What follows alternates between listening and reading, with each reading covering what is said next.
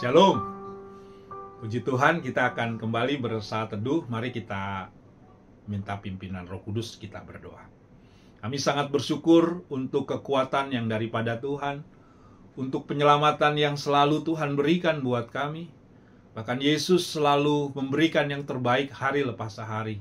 Terima kasih untuk keluarga, terima kasih untuk kesehatan, bahkan kami berterima kasih untuk setiap pergumulan dan tantangan yang Tuhan beri, agar kami terus mengandalkan Tuhan di dalam kehidupan ini. Pimpin perenungan pada saat hari ini, biarlah Roh Kudus menolong kami semua. Di dalam nama Tuhan Yesus, kami serahkan doa ini. Haleluya. Amin. Saat ini firman Tuhan terambil daripada Lukas pasal yang ke-8 ayat 4 sampai dengan ayat yang ke-10. Saya hanya membaca ayat yang ke-8 sampai dengan ayat yang ke-10. Demikian bunyi firman Tuhan. Dan sebagian jatuh di tanah yang baik, dan setelah tumbuh berbuah 100 kali lipat. Setelah berkata demikian, Yesus berseru, "Siapa mempunyai telinga untuk mendengar, hendaklah ia mendengar." Murid-muridnya bertanya kepadanya, "Apa maksud perumpamaan itu?" Lalu ia menjawab, "Kepadamu diberi karunia untuk mengetahui rahasia kerajaan Allah, tetapi kepada orang-orang lain hal itu diberitakan dalam perumpamaan, supaya sekalipun memandang, mereka tidak melihat, dan sekalipun mendengar, mereka tidak mengerti." Sampai demikian pembacaan firman Tuhan. Berbahagialah kita semua yang sudah membaca, merenungkan. Lebih bahagia ketika firman Tuhan kita lakukan dalam hidup kita hari lepas hari. Shalom. Saya berharap jemaat dalam keadaan yang baik, anak-anakku terus melakukan tugas dengan penuh sukacita. Biarlah hidup kita dalam anugerah dan naungan Tuhan hari lepas hari. Ya, kita bersyukur kalau hari ini kita boleh disapa oleh kebenaran firman Tuhan. Saya memberikan judul pada hari ini, hati yang siap menerima firman. Kalau kita melihat ayat kuncinya Bapak Ibu sekalian dalam perenungan kita, siapa mempunyai telinga untuk mendengar, hendaklah ia mendengar. Kita menyadari dan tahu dalam pelayanan Yesus dan ia mengajar, waktu dia mengajar banyak orang, dia menggunakan perumpamaan, yaitu cerita sederhana yang punya makna rohani yang dalam. Dalam bagian ini Yesus menceritakan tentang seorang penabur yang menabur benih. Sebuah gambaran tentang bagaimana firman Tuhan ditabur di dalam hati manusia. Yesus menyebutkan ada 4 jenis tanah yang menerima benih. Yang pertama, jalan. Benih jatuh di jalan, terinjak, lalu dimakan burung. Itu seperti hati yang keras, tidak terbuka pada firman Tuhan. Firman tidak masuk, iblis cepat mengambilnya. Yang kedua, tanah berbatu. Benih tumbuh sebentar, tetapi karena tidak berakar, ia cepat layu. Ini seperti orang yang semangat sesaat, tetapi saat ada tantangan, ada pergumulan, langsung menyerah. Yang ketiga, tanah penuh semak duri. Benih tumbuh, tetapi tergencat duri.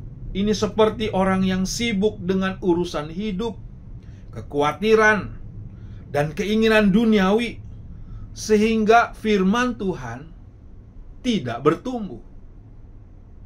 Yang keempat, tanah yang subur. Benih tumbuh, berbuah banyak. Inilah hati yang siap terbuka pada firman dan menumbuhkan hasil dalam hidup hari lepas hari. Coba kita bisa bayangkan ada seorang petani yang menanam benih sayuran, ia tahu tidak semua tempat cocok untuk bertumbuh. Kalau ditabur di aspal, benih tidak masuk. Di kerikil cepat layu, di semak kalah saing. Tapi di tanah yang digemburkan, diberi air dan cahaya, benih akan bertumbuh jadi tanaman yang sehat dan menghasilkan buah. Firman Tuhan selalu ditabur, tetapi hasilnya tergantung pada hati kita. Mungkin kita sering membaca firman, sering mendengar khotbah, atau apapun, tapi seringkali tergantung pada kondisi hati kita. Apa yang perlu kita renungkan pada perenungan ini?